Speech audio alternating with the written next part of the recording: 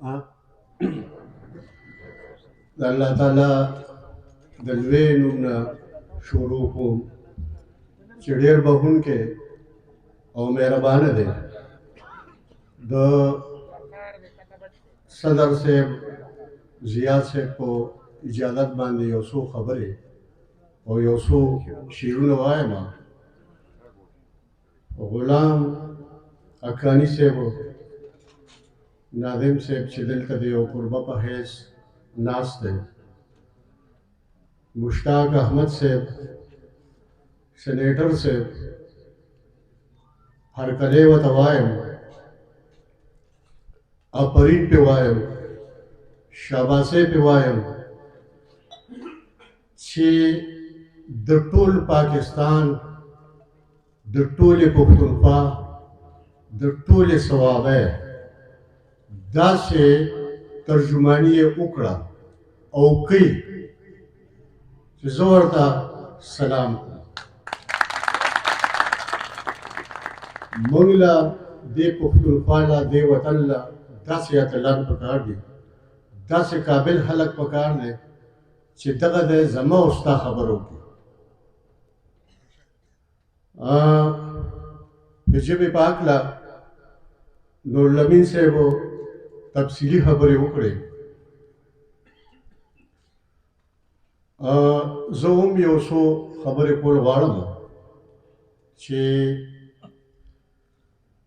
موږ اکثر مطالبې کوو د سرکار نه، د حکومت نه، چې پښتو دې د مکتب ژبه شي، پښتو دې د روزګار ژبه شي، پښتو دې د دفتر ژبه شي، پښتو دې د معاشیت ژبه شي.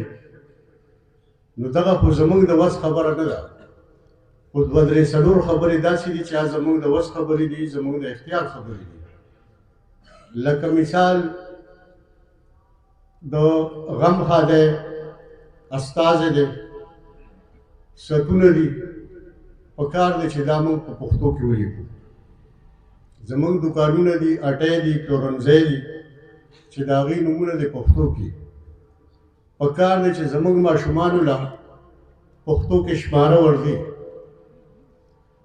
زه اکثر چې د پمپ کې تیل اچوم نو وی څونه تیل، نو زه ورته وایم د اتو شلو، د نیمو شلو، د نیمو شلو، 12 شلو نه هغه اریان شي.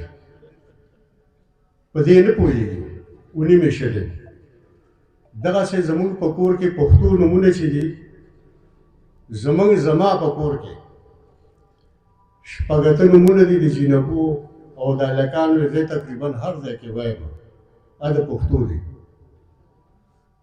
شمېره ده، پکار دی چې دا موږ خپلو وړو ته وښیو. بل رشتې دي، دا ترور ده، دا ترله ده، دا ماسي ده، دا یور ده، دا بنځی دی، دا تندار ده.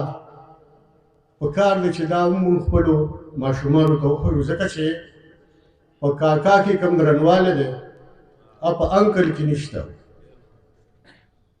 په کاکي کې یا په چاچي کې چې کوم درنوالی دی هغه په انټي کې نشته. نو دا څیزونه زموږ په وس کې دي. پکار دی چې دا د خپل کور شروع موږ وکړو. ما یقین وکړه تېر دا دلته اډې ته رالو نو پخوا خو به بلیک بورډ و، موږ ورته پښتو کې لیکدړه وایو. اوس وایډ بورډ دی. نو ما تېر راوړه د اډې نه سپینه لیکدړه او د خپله کوره مې شروع وکړه. د خپل کور واړه ماشومان مې راجمع کړل، د چم ګاونډ هم راغله او هغوی ته مې د پښتو په رسم الخط او د پښتو په لهجه املا په دې مې خبره وکړه. بل د ټولو نه د فخر خبره دا ده چې بین الاقوامي کومې لهجې دي د پښتو، یوه کندهاری ده، یوه یوسفزی ده.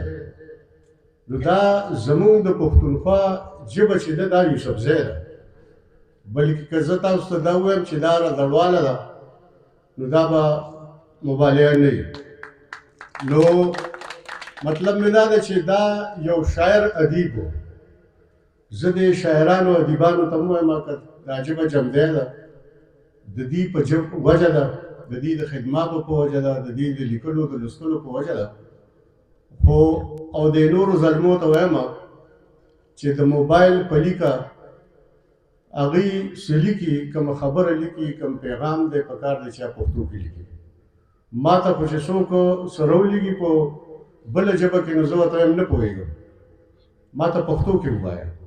ټیک شوه، زه د انګریزۍ مخالفت نه کوم، د روزګار ژبه ده، د ډوډۍ ژبه ده، اردو زموږ د ملک ژبه ده. او خو د خپلې ژبې په بدل نه، چې موږ د خپله ژبه د خپل ځانه د خپلو بچو نه وشوکو. تېر یو مشاعره وه په یعقوبي کې، یو هلک پاڅېد، وایي زه اردو کې غزل وایم. ما ورته ووایه، هغه چې اردو کې غزل ووایي، نو بیا ما ورته ویم بچی تا له پښتو لیکل لوستل در دې وی نه، مې زما اردو سره دښمني نشته، خو زه په دې خفه شوم چې تا له خپله ژبه نه درځي.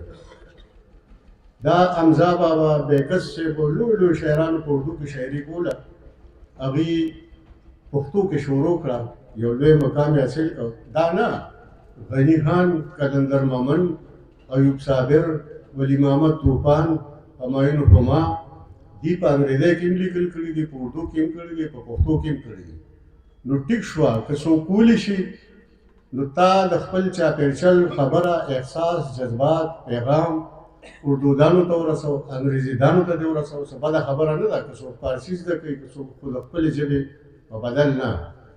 نو موږ لیکوال به د ځانه هغه خلک متاثره کوو چې موږ ته وګوري چې د ده بچو له پښتو ورځي، د ده د کور نوم پښتو کې دی، د ده د دوکان د پلورنځی نوم پښتو کې دی، دی د پښتو کتاب اخلي، لولي یې.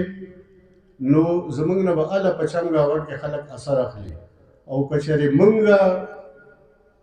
عملي نه کوو، نو زموږ نه هېڅوک اثر نه شي اخیستی. ډېره ډېره مننه. یو دوه شعره وایم. ژوند ارتقا وکړه، انسان خرڅېږي، ډېر بې بها دی خو ارزان خرڅېږي. خو خام ریانو غلامان خرڅېدل، داسې وخت راغی اوس خانان خرڅېږي. خو مشتاق صاحب نه. او دا بله یو کیسه ده چې خواري کوي نو خوار دی، چې هیڅ نه کوي مالدار دی. او کوټه غوندې قانون دی، ملا وایي د خدای کار دی. والسلام. ډېر زبردست شباب صاحب. زه اوس ابراهیم شیدا صاحب ته دعوت هم ورکوم.